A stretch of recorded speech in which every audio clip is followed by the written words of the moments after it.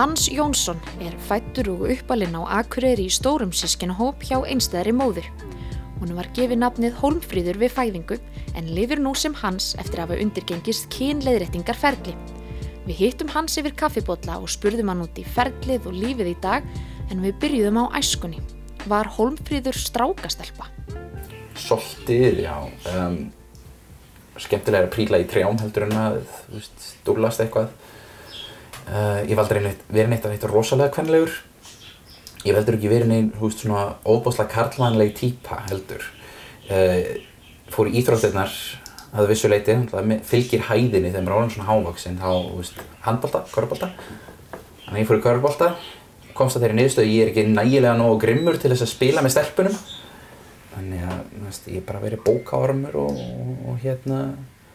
nörd, rosalega mikill alla mína ævi. Hvenær fannstu fyrst að þú værir ekki í réttum líkama? Þetta eini líkaminn sem ég með og ég á hann, þannig að þetta minn líkami og það með réttur líkami en þannig séð. En ég held ég að við fundið fyrir því frekar snemma að það var eitthvað sem að passaði ekki. Ég gat aldrei átta mig á því akkurat hvað það var sem passaði ekki. Og við táningsaldurinn þegar allir stelpurnar eru að fá brjóst og þær allavega svona hey! Ég allavega hey! Maður fann þessa auknu tilfinningu að hlutirnir voru ekki eins og þeir áttu að vera en maður, ég hafði engin viðmið til þess að geta sagt hvað það var. Ég vissi ekki að það væri hægt að vera transmaður. Eftir því sem að líkaminn varð meira og meira svona in conflict, eitthvað sem hann var ekki, eitthvað sem passaði ekki, því meira og meira fannst mér bara eðlilegt að útskýra það þannig, já en stelpur eru allar óánægðar með eigin líkama. Það ekki það að þetta var bara rangt, heldur þetta ábyggilega bara eitthvað sem allir eru að díla við. En þegar þú ert búinn að gera þessa uppgötvun að þú sért í raun karlmaður, hvernig tilkynntirðu fjölskyldu og vinum? Eiginmanninum mínum sagði ég bara beint út, heyrðu, ok, ég er búinn að komast að þessari niðurstöðu, ég er búinn að skoða þetta mál og nú vil ég gera eitthvað í þessu. Og hann bara, já, ok. Ég settist niður með systrum mínum af því að þær búa hérna í bænum og við bara spjöllum saman og ég bara lét þær vita að ég verið búinn að díla við þetta svolítið og spá svolítið mikið í þessu og nú ætla ég ekki taka og gera eitthvað í þessu. Og það bara sagði, já, ok, það útskýrir sumt. Talaði við móður mína í skilaboðum í Facebook og hún tók sinn tíma og brendaði með því og hún sagði, nú ætlaði að teka pínu tíma að klára samtalið og svo kemur svarið að það sem að ég vil fyrst og fremst fyrir mín börn að þau séu hamingjusöm og ef þetta það sem þú þarft að gera til þess að vera hamingjusöm manneskja þá stend ég við baki á þér. Þar með var það útrætt, pabbi pínu erfiðari eins og oft með feður, agnúðaðist og snýr upp og sig voða óþægilegt í smá stund og svo stoppar hann sig af og segir en það mitt vandamál. Og þú átt ekki að gera það að þínu vandamáli.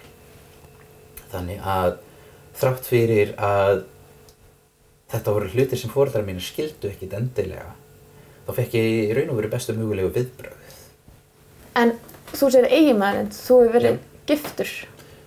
Við giftum okkur eftir að ég kem út af skápnum. Hann hefur tekið þessu vel, eiginmaðurinn? Já. Orðið sem ég hef notað til þess að skilgreina minni kynhneigð pansexual, persónuhrifning. Það sem ég hrifinn af í annarri mannesku, það ekki nátengt þeirra kyni eða þeirra kynvitund. Og það sama upp á teningnum með manninn minn.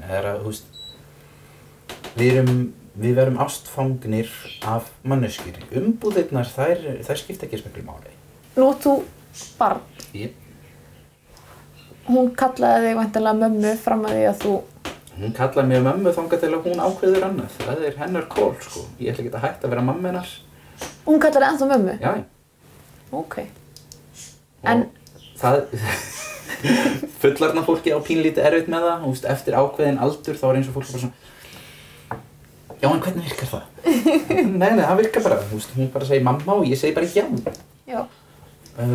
Vinkona mín, hún á litla dóttur sem ég var í cirka 7-8 ára eða eitthvað svoleiðis, kom í heimsókn og þær kom í heimsókn og þær léku sér svolítið stelpurnar og svo þær að fara heim og þá spyr dóttirinn af hverju kallar Hafdís hans mömmu?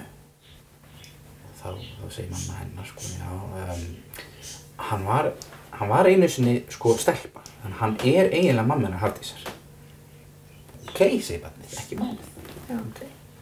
Svo koma þær aftur í heimsókn, stelpurnar leika sér í smástund, svo eru þær að fara heim og þá heyrist í barninu. Sko, ég veit að hans mamma Hafdísar, en mamma, af hverju rakar hann sig ekki?